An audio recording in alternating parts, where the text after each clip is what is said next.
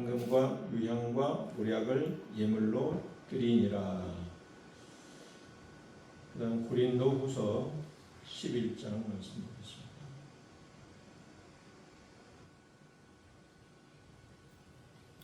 2절에서 3절.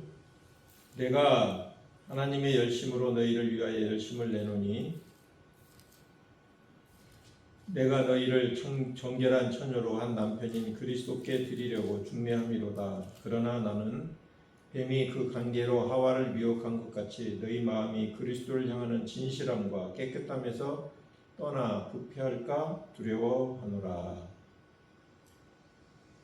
베드로전서 2장 1절에서 12절.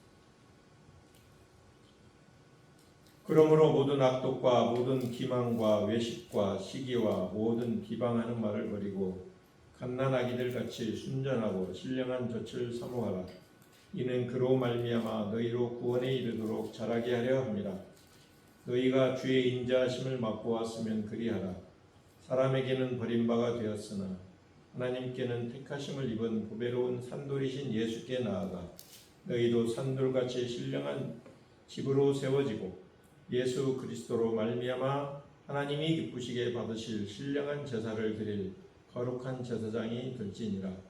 성경에 기록되었으되 보라 내가 택한 보배로운 모퉁이 돌을 시온에 두노니 그를 믿는 자는 부끄러움을 당하지 아니하리라 하였으니 그러므로 믿는 너희에게는 보배이나 믿지 아니하는 자에게는 건축자들이 버린 그 돌이 모퉁이의 머릿돌이 되고 또한 부딪히는 돌과 걸려 넘어지게 하는 바위가 되었다 하였느니라. 그들이 말씀을 순종하지 아니하므로 넘어지나니 이는 그들을 이렇게 정하신 것이라. 그러나 너희는 택하신 족속이요 왕같은 제사장들이요 거룩한 나라요 그의 소유된 백성이니 이는 너희를 어두운 데서 불러내어 그의 기이한 빛에 들어가게 하신 이의 아름다운 덕을 선포하게 하려 하심이라. 너희가 전에는 백성이 아니더니 이제는 하나님의 백성이요 전에는 긍휼을 얻지 못하였더니 이제는 긍휼을 얻은 자니라. 사랑하는 자들아 거류민과 나그네 같은 너희를 권하노니 영혼을 거스려 싸우는 육체의 정욕을 제어하라. 너희가 이방인 중에서 행실을 선하게 가져 너희를 악행한다고 비방하는 자들로 하여금 너희 선한 일을 보고 오시는 날에 하나님께 영광을 돌리게 하려 함이라. 아멘. 네, 오늘 황금, 유향, 보약 제목으로 사모님 말씀 전하시겠습니다.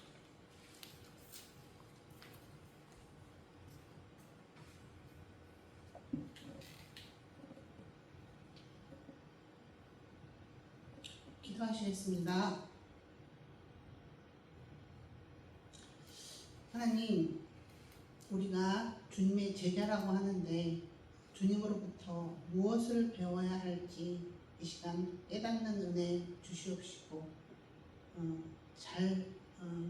또 그 깨닫는 말씀 행함으로 완성할 수 있는 저희들이 될 수 있도록 축복하여 주시옵소서. 예수님 이름으로 기도합니다.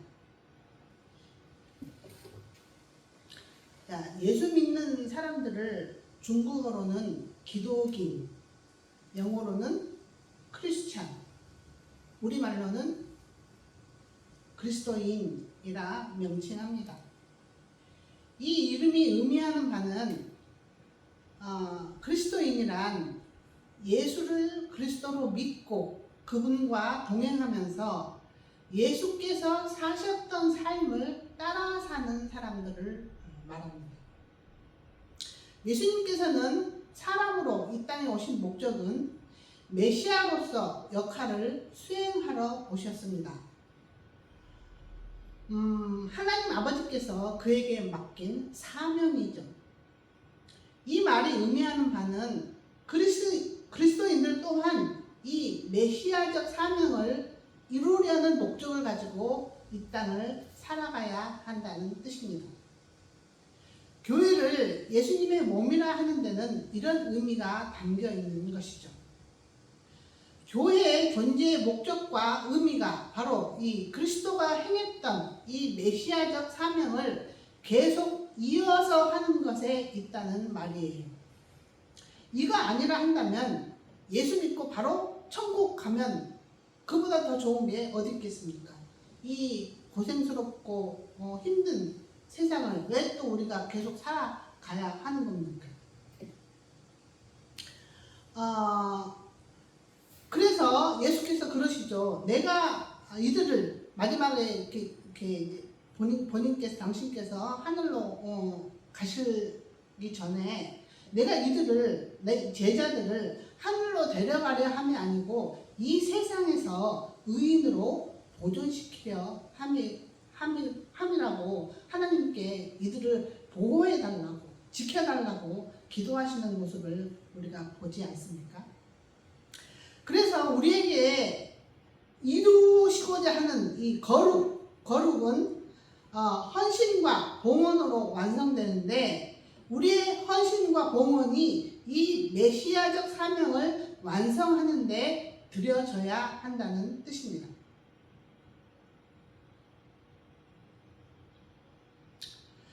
이 메시아적 사명을 다르게는 하나님 나라 건설이라고 합니다. 그래서 예수님의 첫 설교가 회개하라 천국이 가까이 왔다 아닙니까? 이 천국은 하나님 나라는 죽어서 가는 곳으로 알고 있지만 지금 이 땅에서 이미 시작되고 있다고 성경은 또한 말합니다. 그 하나님 나라를 천국을 잠시 이 땅에서 엿볼 수 있는 모델하우스 같은 곳이 있는데 그게 바로 교회인 것이죠. 교회는 완성된 하나님 나라는 아니지만 천국을 모형하고 있습니다. 그래서 메시아적 사명을 쉽게는 교회를 개척하고 바르고 건강하게 성장시키는 일이라 말하는 거예요. 그러므로 그리스도인이 이 땅을 사는 이유와 목적은 각자 처해진 환경에서 이 메시아적 사명을 수행하는 것이 되어야 합니다. 각자가 일하는 분야는 다를 수 있지만 이 메시아적 사명을 이루는 것을 동일한 목표로 두고 각자의 영역에서 증인으로 살아가야 하는 것이죠. 그래서 교회에서 하는 설교, 봉사, 섬김 이런 일들만이 성스러운 일이 아니라 집에서, 직장에서 이 메시아적 사명을 생각하고 일하고 섬긴다면 그게 거룩한 일이라 할 수 있고 교회에서 모양은 설교, 봉사, 섬김 이런 거룩한 일이라 할지라도 이 일을 하는 동기가 자신의 존재를 알아달라고 자신의 존재를 인정해 주는 걸 목적 삼고 하고 있다면 그것은 거룩한 일이 아니라 속된 일이라 말할 수 있다는 거예요. 그러면 이 메시아적 사명의 구체적인 내용은 무엇일까요? 그리스도인은 하나님의 일꾼이라고 하는데 이 하나님이 맡기신 사역의 구체적인 내용을 정확하게 알아야 하지 않겠습니까? 내용과 방향성을 분명히 해야 곁길로 새지 않고 완성된 천국이라는 목표 지점에 도착할 수 있는 것이죠. 어떻습니까? 나는 하나님의 종이다. 하나님의 일꾼이다. 성도다. 하나님의 일을 하는 사역자다 하는데 종이 해야 할 주인이 맡기신 심부름의 내용은 정확하게 파악하고 있는지요. 히브리어 메시아, 그리스도의 의미는 기름 부은 자, 기름 부음 받은 자라는 의미가 있습니다.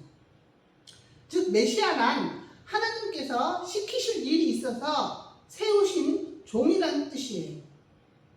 구약에서 기름 부음을 받는 세 직종이 있습니다.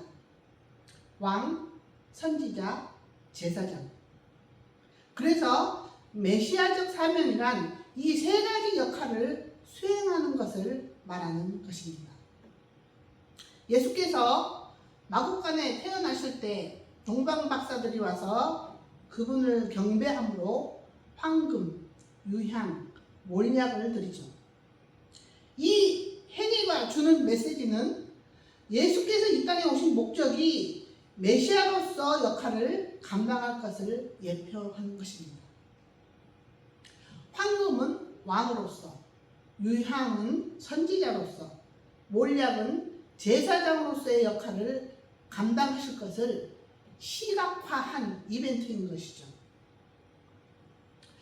황금은 하나님께서 세상에 왕되게 하시는 일을 상징하고, 유향은 기도를 의미하는 것으로 우리와 하나님과의 관계를 회복시키는 선지자의 역할을 뜻하며, 몰약은 질병을 치료하는 것으로 우리의 죄를 없이 하시어 구원을 얻게 하는 제사장의 역할을 의미한다는 것이죠.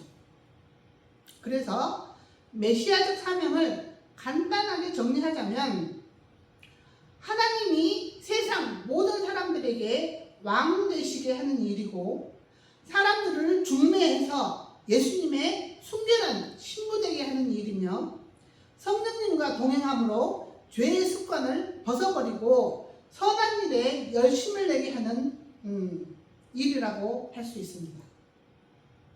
좀 더 구체적으로는 사람들로 하여금 자기 생각대로 사는 것을 그만두고 하나님의 말씀에 순종하게 하는 일이며, 상간자인 세상을 사랑하는 데서 떠나 본 남편인 하나님만 사랑하게 도와주는 일이며, 자기 중심적이고 자신을 위해 사는 삶에 집중되어 있는 시선을 이웃으로 향하게 하여 내 이웃을 내 몸처럼 사랑하는 삶으로 방향 전환을 하게 하는 일입니다. 우리가 사역을 할 때 항상 이 세 가지 목적을 염두에 두고 일을 해야 한다는 말이에요. 자, 한 가지 구체적으로 살펴보도록 하겠습니다. 첫째로, 하나님을 세상 모든 사람의 왕 되시게 하는 사역입니다. 우리가 사역을 함으로 가장 기본적으로 이 생각을 먼저 염두에 둬야 할 것입니다. 창조주 하나님이 세상 모든 만물의 주인이심을 알게 하고 그분을 왕으로 섬겨야 백성들이 태평성대를 누릴 수 있게 되는 것임을 알게 하는 것을 목적 삼고 이 사역에 뛰어들어야 한다는 뜻입니다.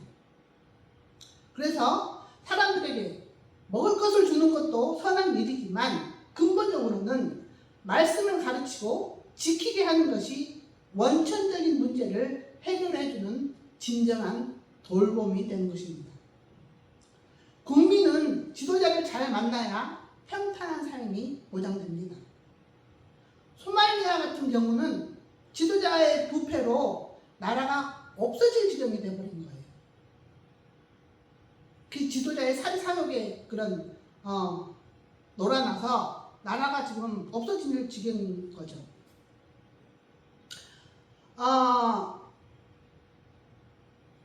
선한 왕이 다스려야 백성들이 태평성대를 누릴 수 있게 되는 겁니다. 악한 왕이 다스리면 삶이 고달퍼져요.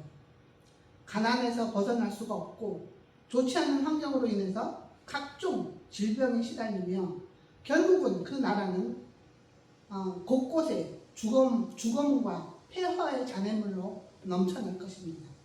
지금의 우리가 TV로 이렇게 보는 가자지구, 그 상황이 되는 거예요. 지도자를 잘못 만나면.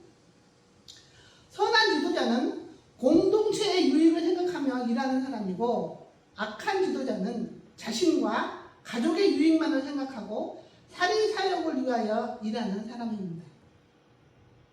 범위를 좀 더 좁혀서 우리 개개인에게 적용해 봅시다. 이 사회는 나 개인으로부터 시작되는 것이니까요. 교회 공동체도 나라는 개체로부터 시작되는 거 아니겠습니까?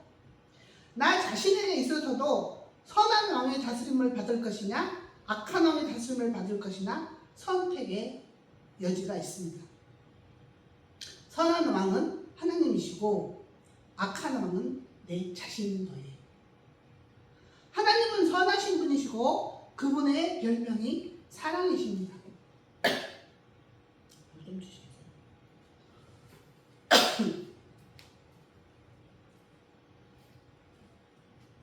또한 지혜와 능력이 무궁무진하신 분이시죠.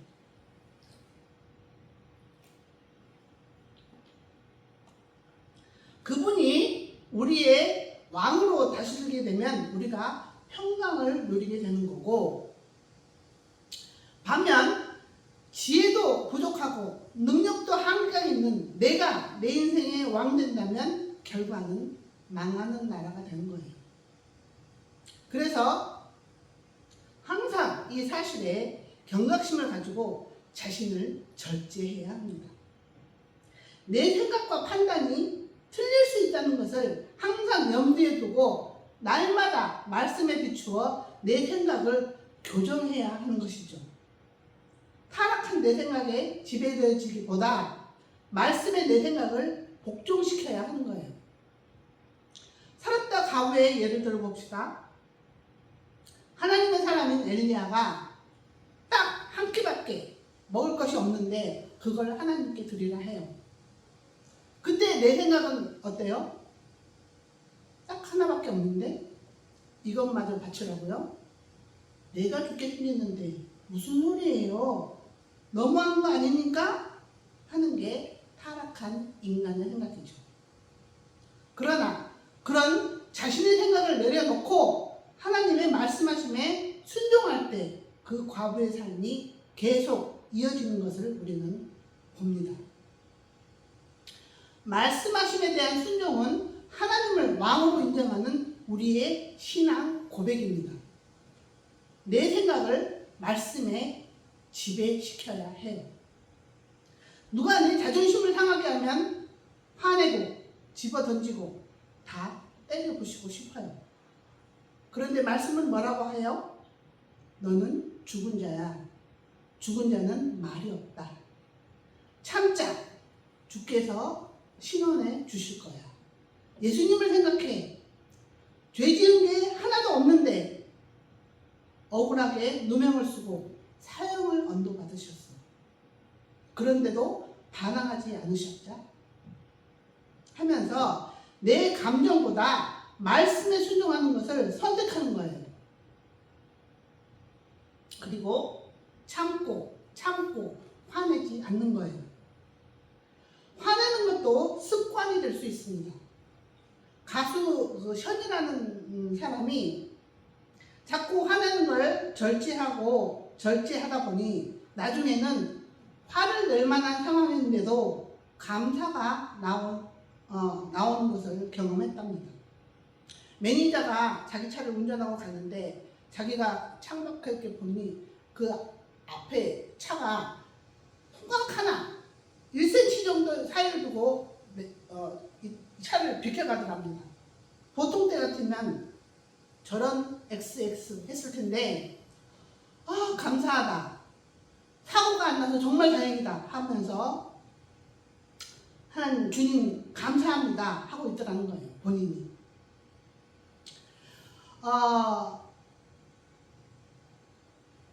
하나님의 창조 목적, 나는 너희의 하나님 되고 너희는 내 백성 되는 것인데, 하나님의 백성됨의 표식은 하나님을 왕으로 섬기고 그의 명령을 듣고 따르는 데 있는 것이에요. 둘째로 우리가 일을 하는 데 있어서 늘 사람들로 하여금 세상을 사랑하는 데에서 떠나 하나님께 돌아가게 하는 데 목적을 두어야 합니다. 우리는 인생이 고달프고 힘든 이유는 하나님을 사랑하는 데서 떠났기 때문이에요. 본 남편인 하나님께 다시 돌아와 온 마음 다해 하나님만 사랑하고 섬겨야 우리에게 안식이 찾아온다는 것을 알게 해야 합니다. 황금은 왕을 상징한다는 것이 좀 쉽게 이해가 되는데, 유향이 하나님과의 관계를 회복시키는 선지자라는 것은 좀 더 설명이 필요할 듯 합니다. 유향은 향을 피울 때 쓰는 거예요. 구약의 제사 의식에서 향을 피우는 것은 하나님께 기도하는 것을 시각화하는 것입니다. 즉 하나님과 대화가 있다는 것을 의미해요. 기도한다는 것은 하나님과 대화가 있는 사람은 하나님과 사랑의 교제가 있는 사람이다 하는 것을 의미하는 거죠. 그래서 구약에서 유향이 가장 많이 나오는 데가 아가서입니다. 아가서는 뭐예요? 주님과 교회가 서로 사랑의 그런 교제하는 것을 이렇게 묘사한 책이잖아요. 이게 의미하는 바는 기도하는 사람은 하나님과 사랑의 교제가 있다는 것을 뜻한다는 거예요. 그래서 사실 엄밀하게 말하면 하나님을 배신하고 세상과 사랑에 빠진 죄인은 하나님께 기도할 수 없는 상태입니다. 외간 남자와 바람난 아내가 본 남편에게 이거 해주세요, 저거 해주세요 하고 있는 상황을 생각하시면 되겠습니다. 그럼에도 간절하게 기도하고 있는 이들에게 응답하시는 것은 하나님의 긍휼과 자비하심에서 비롯되는 거예요. 원수가 줄일 때 먹을 것을 주라 하는 마음을 가진 선하신 분의 자비인 거죠. 어쨌건 이 땅에 태어나는 자연인 모두는 죄인이라고 하는 데는 하나님과의 관계가 깨어져 있다는 것을 의미해요. 하나님께 기도할 수 있는 처지가 아니라는 뜻이에요. 그런데 예수님께서 이런 배신의 죄값을 대신 치르심으로 죄인들이 다시 하나님께 돌아갈 수 있는 길을 마련해 주신 것입니다. 이런 이유로 하나님을 배신한 죄를 인정하고 다시 하나님께 돌아가겠다고 하는 마음의 결정을 한 사람들에게 예수님께서 그러시는 거예요. 이제 너희들 다시 기도할 수 있게 되었으니 나의 대속 사역을 의지해서 무엇이든지 구하렴 하고 요한복음 16장에서 반복하여 너희들 이제 기도해라 하면서 설명하십니다. 너희가 내 대속 사역을 믿고 하나님께 돌아가겠다고 결심만 한다면 하나님께서 너희를 받아주신다고 약속했으니 이제 기도해도 된다 하는 의미인 거죠. 한 구절만 읽어드리겠습니다. 요한복음 16장 24절. 지금까지는 너희가 내 이름으로 아무것도 구한 적이 없으나 구하라. 그리하면 받을 것이고 너희 기쁨이 충만하리라. 그런데 이런 개념 없이 세상과 헤어짐 없이 세상에서 잘 먹고 잘 살려고 구하면 기도 응답이 없을 수 있다고 야고보 사도가 야고보 4장 3절에서 이렇게 말하는 거예요. 구하여도 받지 못함은 정욕에 쓰려고 잘못 구하기 때문이다. 우리가 하나님께 기도할 수 있게 된 상황은 마치 가난하고 천대받고 멸시받던 신데렐라가 한나라 왕자님과 혼인하게 된 그런 상황 같은 거예요. 누구 때문에 우리가 이 왕자님하고 결혼하게 됐다고요? 예수님 때문에. 그래서 우리가 기도 끝에 늘 이런 문구로 마무리를 하죠. 예수님의 이름으로 기도합니다. 예수님 때문에 우리가 하나님께 기도할 수 있게 되었다는 것을 시마다 때마다 기억하고 감사해라 하는 뜻이에요. 성도는 주님의 재림 때 주님의 신부로 받아들여지는 것을 목표로 삼고 살아야 합니다. 그런 사람이 지혜로운 자이고 그것이 복과 생명을 받는 지름길이라는 것을 알아야 하는 것이죠. 창조주의 신부되어진다고 하는 것, 인간이 바라봐야 할 가장 큰 복인 것이죠. 능력있고 선하고 지혜로운 신랑이 신부를 책임지고 행복하게 만들 수 있는 것임을 믿어야 하는 것이죠. 여자가 이 개념을 이해하기가 좀 더 쉽겠지만 넓게는 모든 인류를 여자라고 보아야 합니다. 성경은 하나님을 남자, 인간을 여자라고 비유해서 표현하곤 해요. 교회를 주님의 신부라고 하지 않습니까? 이 교회 안에는 여자와 남자 모두를 포함하고 있죠. 남자를 위함이라고 한다면 아들 되는 것으로 말씀하고 있다고 볼 수 있는 거죠. 그 아들 되면은 자녀됨으로 아들, 딸을 다 아우르고 있는 것처럼 신부 되면은 남자, 여자를 다 아우르는 것으로 이해해야 하는 것이에요. 순결한 신부라고 할 때 그 순결함은 무엇을 뜻하는 것이겠어요? 세상을 사랑하는 데서 떠나는 것을 의미해요. 그 세상이라는 상간자에게 작별을 구하고 신랑만을 생각하고 신랑만을 바라보며 신랑이 다시 오기를 기다리고 사는 사람들을 교회라 칭한다는 거죠. 이 세상이 뭔가 할 때 대표적으로는 돈, 사람이라고 할 수 있습니다. 하나님보다 돈을 더 사랑한다든지 하나님보다 자식, 부모, 형제, 자매를 더 사랑한다든지 하면 그것을 우상이라고 하는 거예요. 우상 숭배를 구약에서는 간음이라고 표현합니다. 그래서 주님의 순결한 신부로 서기 위해서는 하나님보다 더 사랑하는 것을 내려놓아야 합니다. 내게 하나님보다 더 사랑하는 것은 무엇이 있을까요? 아브라함에게는 이삭이었고 삭개오에게는 재산이었을 것입니다. 여러분에게는 무엇이라고 생각합니까? 이것만큼은 안 돼. 이것만큼은 포기할 수 없어 하는 것이 있으시죠? 이것만 건드려봐요. 나 사역 그만둘 거예요. 하는 그것이 바로 여러분의 우상입니다. 어떤 목회자가 그런 말을 한 것을 들은 적이 있습니다. 내 가족 건드리기만 하면 나 이 사역 포기합니다. 그런데 그 최후의 보루까지 내려놓게 하시는 분이 하나님이심을 알아야 합니다. 그분은 당신을 질투하는 여호와라고 칭하십니다. 당신보다 더 사랑하는 것을 그냥 두고 보는 분이 아니라는 뜻입니다. 아브라함에게는 이삭을 바치게 하시고 욥에게는 간당간당 목숨만 유지하게 한 채 모든 것을 재산, 자녀, 몸의 건강까지 건드리는 하나님임을 잊지 말아야 할 것입니다. 이렇게 말하면 너무하는 거 아니야? 하는 생각도 있겠지만 역으로 생각해 본다면 그만큼 하나님께서 우리를 독점하기를 원하실 만큼 나를 사랑하신다는 의미도 됩니다. 만약에 여러분의 배우자가 당신에게 이렇게 말했다고 생각해 봅시다.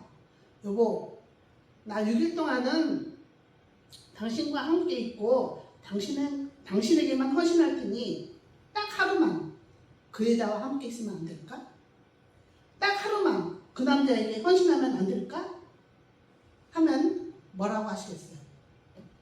가능하십니까? 사랑은 독점하는 겁니다. 나의 시간과 물질을 나의 배우자 한 사람에게만 투자해야 해요. 그러면 속으로 그런 생각하는 사람이 있을 수 있겠죠. 그럴 수도 있는 거지. 그게 어때서? 다 그러고 살잖아. 만약 그런 생각을 하고 있다면 그 사람은 세상에 속한 사람이 되는 겁니다. 세상엔 이런 어리석은 생각을 하는 사람이 많습니다. 그런 생각으로 사람들이 난 당신도 사랑하고 그 사람도 사랑해. 사랑하는 게 무슨 죄야? 하며 무지한 말을 내뱉으며 자기 깐에는 사랑이랍시고 불륜을 행하는 것 아니겠습니까? 성경은 혼인관계를 신성하게 여기라 합니다. 결혼은 두 사람 사이에 다른 이물질이 끼어들지 못하게 하는 배타적인 관계임을 알아야 해요. 하나님께서 먼저 우리를 그렇게 사랑하셨습니다. 자신의 생명을 주시면서까지 우리를 사랑하셨기에 우리에게도 나의 전부를 드리며 하나님께 헌신하기를 원하시는 거예요. 물론 타락한 죄인은 타락한 육신의 몸을 입고 있기 때문에 순간순간 음탕한 마음을 품을 수 있어요. 그러나 거듭난 사람은 바로 주님 용서해 주세요. 제가 저한테 이런 음탕한 마음이 들었네요.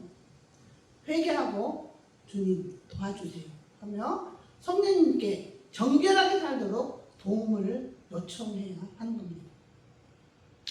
이렇게 철저하게 자신이 하나님보다 더 사랑하고 있는 그 어떤 것과 작별을 구하고 하나님을 영순위로 사랑하는 대로 돌아오는 것을 회개라고 합니다.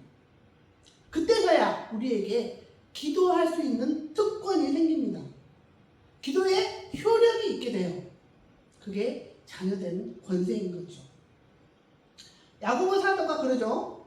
의인의 기도는 역사하는 힘이 많다. 자녀됨과 의인됨을 분리해서 생각할 수 없다 했잖아요. 하나님 자녀라면 의롭게 살아야 하는 거예요. 그래서 완전한 회개가 이루어졌다 하면 병 치유를 위해 기도할 수 있는 것입니다. 이런 이유로 내 병 고쳐주세요 기도하기 전에 나는 진심으로 주님께 돌아왔는가? 온마음 다해 주님을 사랑하겠다고 고백했는가를 확인해야 하는 것이죠. 그리고 마지막으로 메시아는 제사장의 역할을 수행하시러 이 땅에 오셨습니다. 제사장의 역할은 백성들의 죄를 없이 하는 것입니다. 죄를 없이 한다는 것은 죄를 짓고 사는 데서 돌이켜 의를 행하고 사는 대로 방향 전환이 된 것을 말합니다. 발음이 잘안돼요.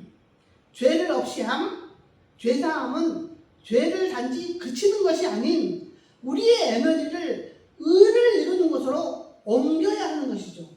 그게 생명에 갖는 동적 의미인 거예요. 죄사함을 단순하게 내 죄가 용서받았다로만 받는다면 이 의미를 반만 아는 것입니다. 온전한 죄사함은 십자가의 보혈을 의지하여 하나님을 대신하고 세상을 사랑한 죄를 용서받고 성령의 인도하심에 순종함으로 본 남편인 하나님만을 사랑하는 대로 완전하게 돌이킨 것을 말하는 거예요. 하나님께 완전하게 돌아왔다는 표식이 교회를 세우고 성장시키는 일에 올인하는 것이라고 했지 않습니까? 그런데 치료제로 쓰이는 몰약이 제사장의 역할을 상징하는 건 무슨 뜻일까요? 성경에서는 질병과 죽음이 오는 이유는 죄 때문이라고 합니다. 중풍병자에게 그러시죠. 내 죄가 사하여졌느니라. 내 질병이 치유되었다. 일어나라 걸어가라 하시지 않고 내 죄가 용서되었으니 일어나 내 자리를 들고 걸어가라 합니다. 죄와 질병이 연관되어 있다는 말이에요. 질병은 죽음이 가깝다는 전조 증상입니다. 죽음이 10이라고 한다면 질병은 1에서부터 9까지를 말하는 거예요.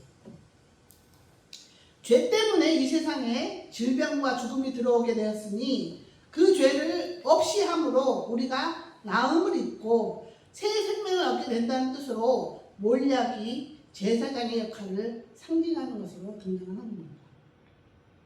그런데 여기서 한 가지 분명하게 하고 넘어가야 할 것이 우리가 죄를 그치고 의를 행하는 궁극적인 목표는 영생을 얻는 데 있습니다. 이 육신은 어차피 죽음이 예정되어 있어요.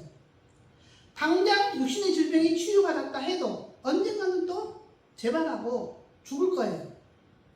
어차피 인간은 한 번 죽는 것은 정해져 있습니다. 둘째 사망을 피하는 것이 성도의 궁극적인 목적지인 거죠. 그래서 우리는 고쳐주시면 헌신하겠습니다 하고 기도하는 게 아니라 고쳐주시든 안 고쳐주시든 지금부터 주님께 나의 전부를 드려 헌신하겠습니다 하고 기도해야 합니다. 살아도 주를 위해 살고 죽어도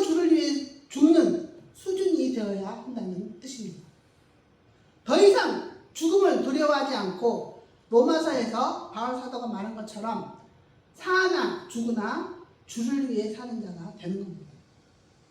이렇게 사는 자로 가르치고 인도하는 자가 제사장으로서의 역할을 하는 그리스도인이라 한다는 겁니다. 이 말씀 중요한 거니까 한번 보시죠. 로마서 14장 14절 자, 한 목소리 있습니다. 시작.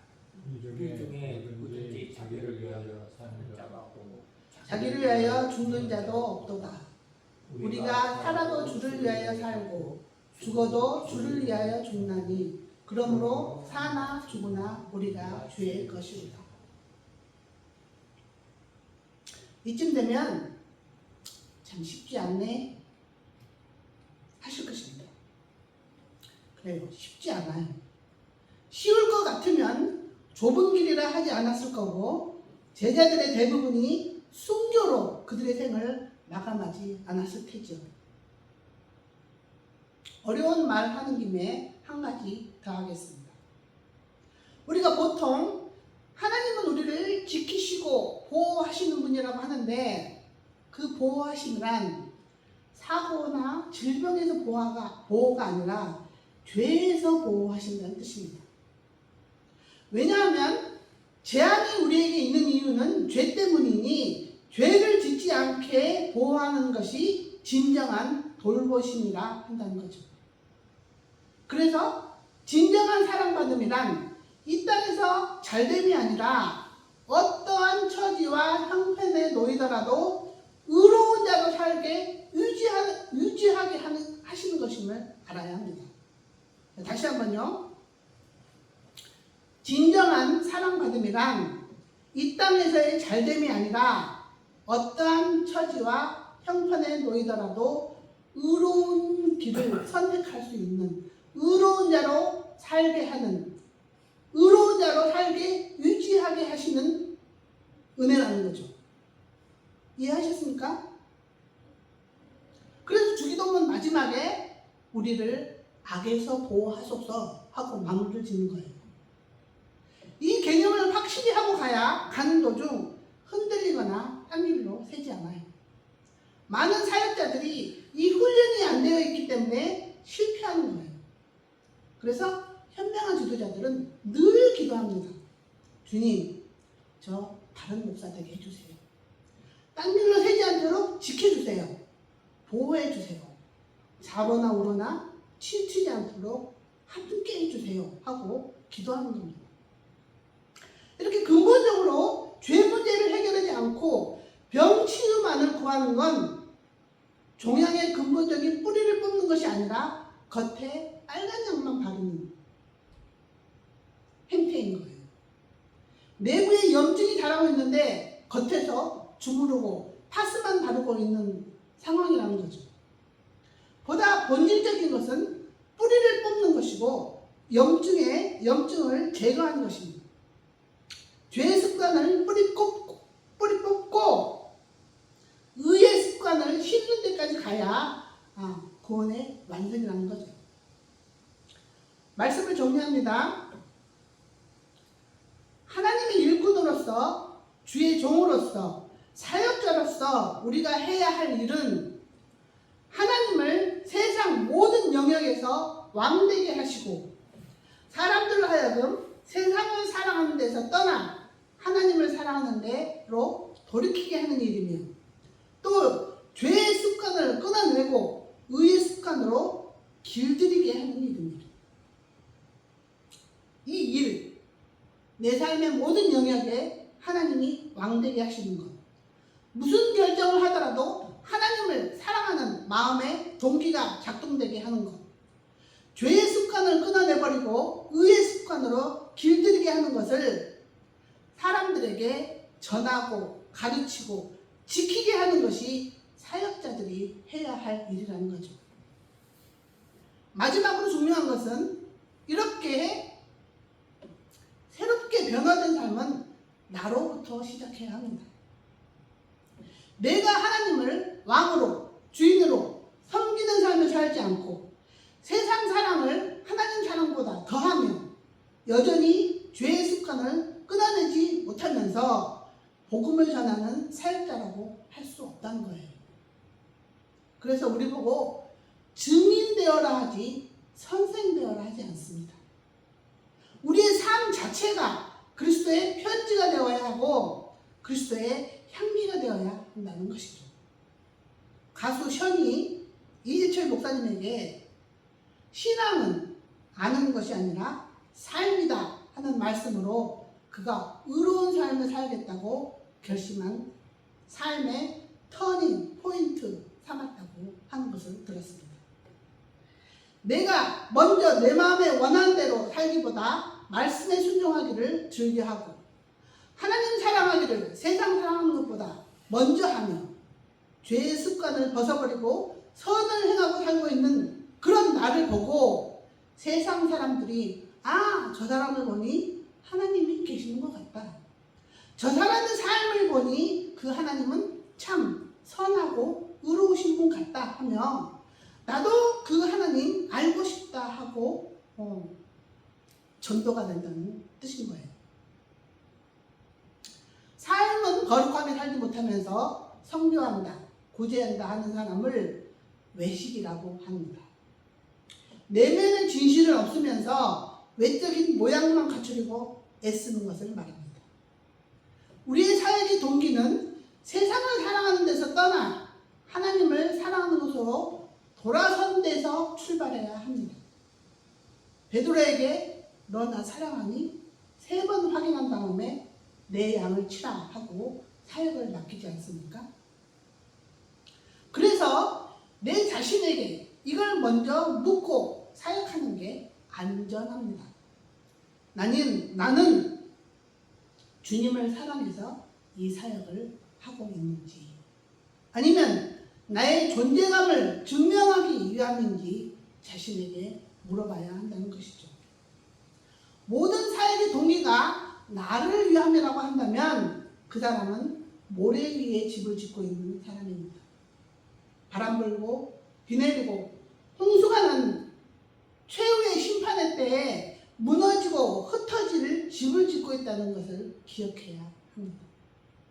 끝으로 오늘의 말씀 생각하면서 내가 먼저 신자되고 내가 먼저 주님을 주인으로 남편으로 섬기고 사랑하는 사람들에게 해달라고 기도하는 마음으로 이 찬양 같이 하시겠습니다.